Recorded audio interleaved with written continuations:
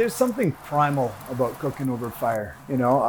There's something about the flavor of the char that you can get, that crust that develops. Being aware of how those flavors transpose onto the food, it's a challenge, right?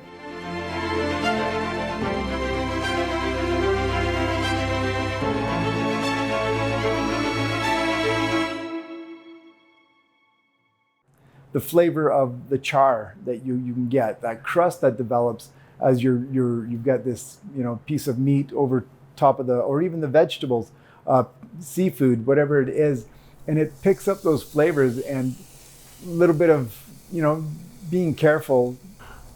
It's a different way of cooking, and it's basically the most fundamental way of cooking. Not using gas, not using something that is man-made. You're taking something that is natural and being able to manipulate it and use it in what you want to do and how you want things to turn out, whether it be doing something that's locally sourced or something we find on the property, and finding a way to put those two things together to create something amazing. The smoke that it'll pick up as well. We've been using primarily birch this year, just because it's a sweeter, kind of neutral flavored smoke, but it'll bring that, you can pick up that sweet flavor on some of the more delicate items, like the leeks, like the seafood, prawns especially, but even over a big piece of red meat, elk or our J2 Ranch Wagyu.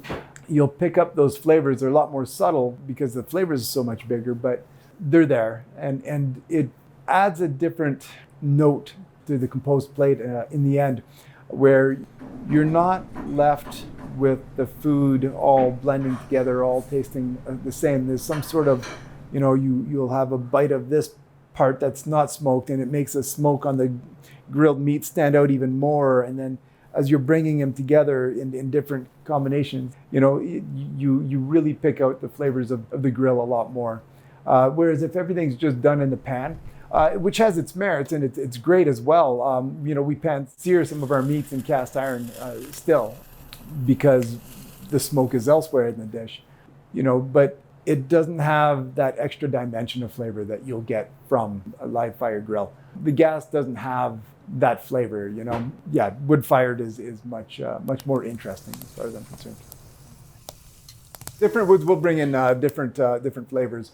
There's a reishi mushroom that grows around here. It's nice to throw some of that onto the coals as well. Even just tossing a branch of green spruce at the last minute underneath of something will impart a different flavor. We can't wait for next spring, next summer, so we can experiment with that a little bit more. We have an Arctic char that we source out of Oliver, BC, from Delicacy. We would soak our juniper branches and just lay those across the grill and cook our fish directly on top of the juniper, and so you've got that flavor as well. That's brought onto into the flavor of the char and the rest of the dish. So we get to play a lot like that, and that's another really interesting aspect of having a wood-fired grill.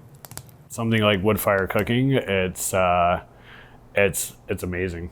I wouldn't give it up for anything. I wouldn't give it up to use propane or charcoal or gas or anything like that. It is a very, very humbling way to cook, and to be able to stand outside and see what's around you, and just to have that type of experience. Instead of working in the kitchen, you get to work outside in nature. You're sitting there working a station in one of the most beautiful places in the world. Like it's unreal.